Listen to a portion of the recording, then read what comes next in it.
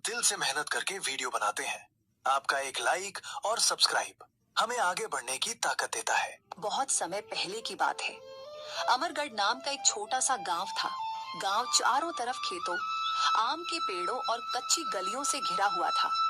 लेकिन उसी गांव के आखिरी छोर पर एक ऐसा टूटा फूटा घर था जिसे देखकर हर कोई यही कहता था कि यहाँ सिर्फ गरीबी रहती है। उस घर की छत जगह जगह से टपकती थी, लेकिन उस छोटे से घर में रहने वाली एक औरत के हौसले आज भी बिल्कुल नए थे।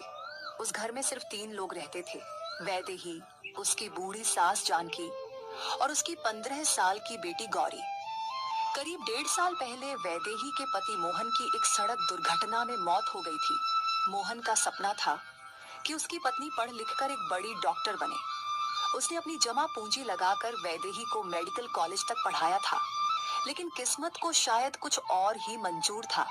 मोहन के जाने के बाद घर की सारी जिम्मेदारियां वैदेही के कंधों पर आ गई। डिग्रियां अलमारी में बंद रह गई और हाथों में झाड़ू पोछा आ गया। हर सुबह सूरज निकलने से पहले वैदेही गांव के सबसे अमीर आदमी रघुवीर चौधरी की हवेली में काम करने चली जाती थी। रघुवीर के पास पैसों की कोई कमी नहीं थी, लेकिन इंसानियत उसके अंदर नाम की भी नहीं बची थी।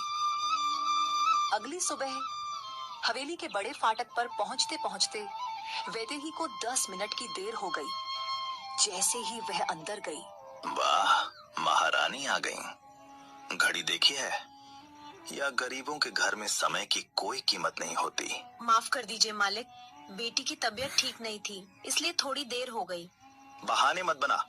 कल से 1 मिनट भी देर हुई ना तो पूरे दिन की मजदूरी काट दूंगा, समझी? इतना कहकर वह गुस्से में अंदर चला गया। वैदेही चुपचाप फर्श साफ करने लगी, लेकिन उसके मन में तूफान चल रहा था। आज तो मुझे नौकरानी समझ रहा है रघुवीर, लेकिन अगर मेरे पति जिंदा होते तो मैं आज किसी बड़े अस्पताल में मरीजों का इलाज कर रही होती। मेरे हाथ झाड़ू उठाने के लिए नहीं, लोगों की जान बचाने के लिए बने थे।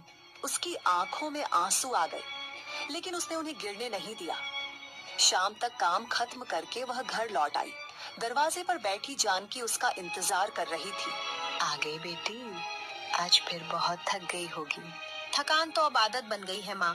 जानकी ने उसकी हथेलियां देखी, उन पर